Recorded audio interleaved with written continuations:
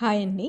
ఇప్పుడు మనం చూసేది 7 చుక్కల ముగ్గు. 7 చుక్కలు 5 వరుస. ఒక చుక్కను వదిలేస్తూ 5 పెట్టుకోవాలి. దాని తర్వాత 3, 1. అదేవిధంగా ఇటువైపు కూడా 5, 3, 1 పెట్టుకోవాలన్నమాట.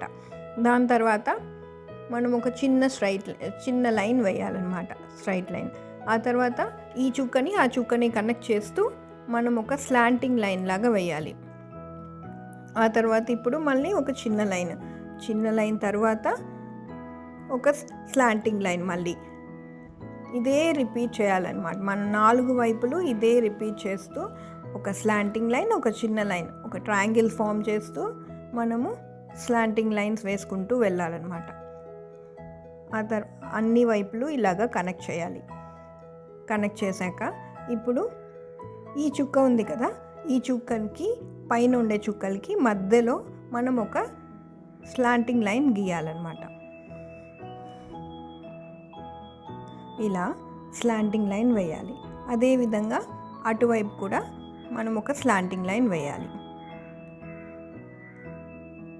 ఇలా వేశాక ఇప్పుడు ఇటువైపు నుంచి స్లాంటింగ్ లైన్స్ వేయాలి. ఇలా వేయాలి. ఆ తర్వాత అటువైపు కూడా ఇదే విధంగా ఒక స్లాంటింగ్ లైన్ వేయాలన్నమాట.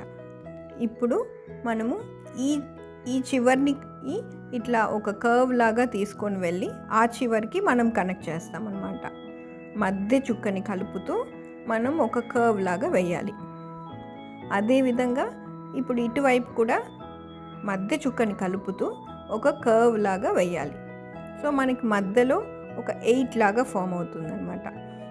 ఇలా వేశాక ఇప్పుడు ఇటువైపు కూడా ఒక చిన్న కర్వ్ వేసి 2 వైపులు జాయిన్ చేసేస్తాం మనం. ఇలా ఒక చిన్న కర్వ్ లాగా వేసి 2 వైపులు మనం జాయిన్ చేస్తాం. అదేవిధంగా ఇటువైపు కూడా అలాగే వేయాలి. 2 వైపులు ఇలా జాయిన్ చేసేస్తే మనకి ముగ్గు రెడీ అయిపోతుంది. అంతేనండి. ఇలా మీకు ఓకే అనుకుంటే ఇలా వేసుకోవచ్చు. ఇలా సింపుల్గా మనం వేసేసుకోవచ్చు. లేదు మనం కొంచెం కలర్స్ కూడా యాడ్ చేస్తాము అనుకున్నామంటే ఇలా మీరు కలర్స్ కూడా పెట్టుకోవచ్చు.